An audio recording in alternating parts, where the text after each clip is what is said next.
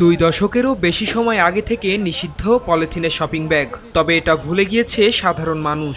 ঢাকাসহ সারা দেশে দোকান ও বাজারে সয়লাভ এই ব্যাগ। ক্রেতা বিক্রেতাদের হাতে হাতে ক্ষতিকর ব্যাগটি এখনও দেখা যায়। বলছেন বিকল্প উপায় না থাকায় অনেকটা বাধ্য হয়েই ব্যবহার করতে হচ্ছে পলিথিনের এসব ব্যাগ। পলিথিন তো আমাদের পরিবেশের জন্য যেমন ক্ষতি, নদীর তলদেশ ভরাট হয়ে যাচ্ছে, বন্যা এর কারণে বন্যাটা বেশি হচ্ছে। তো কখনোই চাই না যে পরিবেশের ক্ষতি হোক, এমন কোনো কিছু থাকুক। এখন দোকানদার দিলে আমার তো কিছু করার নাই। পলিথিন মূলত ব্যবহার করে তো অনেক খারাপ, কিন্তু কথা হইলো পলি ছাড়া তো অন্য কিছুও নাই পরিবর্তন। বাংলাদেশের পাট গবেষণা ইনস্টিটিউট ওনারা এই পাট বস্ত্র মন্ত্রণালয় আপনার এই পলিথিনের জন্য পরিবেশ বান্ধব পলিথিন আনতেছেন। আমরা ওটার জন্য অধীর আগ্রহ অপেক্ষা করছি যে, এবং আমরা পলিথিনের বিপক্ষে। বিক্রেতারা বলছেন গোড়া থেকে নির্মূল করলে এই সমস্যার সমাধান হবে। আমরাও চাই পলিথিন মুক্ত চাই বাংলাদেশ, আমরা পলিথিন মুক্ত চাই। আমাদের পরিবেশ দূষিত হয় পলিথিন আমাদের ক্ষতিগ্রস্ত হয়। পলিথিনের বিকল্প যদি কোনো কিছু একটা বাইর করতে পারে তাহলে আমাদের জন্য ভালো হবে।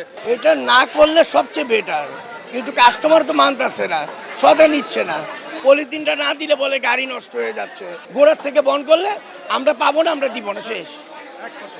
আমরা না থাকলে আমরা কোথা থেকে দিবে, আলা নেউক না নেউক এটা পরের ব্যাপার।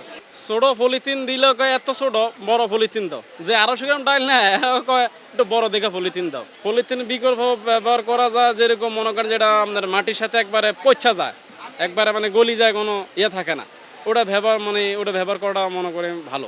ক্রেতারা পলিথিন ছাড়া নিচ্ছে না।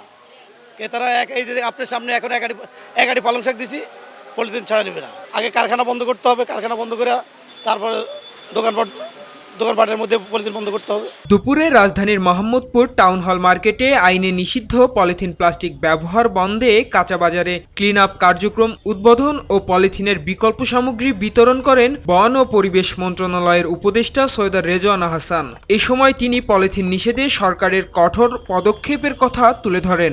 আগামী 1 তারিখ থেকে 1 অক্টোবর থেকে আমরা ঢাকা কেন্দ্রিক শুরু করছি, কারণ কাজ করতে গিয়ে আমাদের কোথাও ভুল হতে পারে, কোথাও গ্যাপ থাকতে পারে, সেটা আমরা বুঝে নেব। যখন আমরা ঢাকার সব সুপার মলগুলোতে ওনাদের সাথে আমরা বসে কিন্তু সিদ্ধান্ত নিয়েছি, এটা সরকারের একক সিদ্ধান্ত না। ওনারা সকলে সম্মত হয়েছেন যে 1 অক্টোবর থেকে কোনো সুপার শপিং মলে, চেইন যেগুলোকে আমরা বলি, সেগুলোতে ওনারা আর পলিথিন ব্যাগ ব্যবহার করবেন না, প্রোপাইলিন ব্যাগ ব্যবহার করবেন না।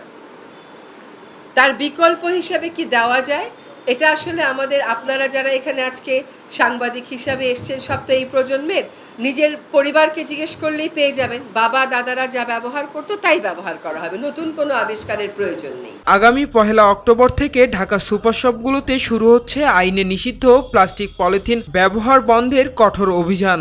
আর 1 নভেম্বর থেকে দেশের সব কাঁচা বাজারেও এ অভিযান শুরু হবে।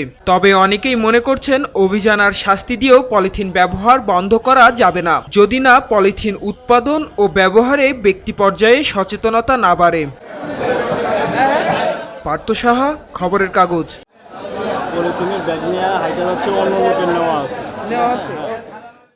এলো মুক্ত চিন্তার স্বাধীন দৈনিক খবরের কাগজ।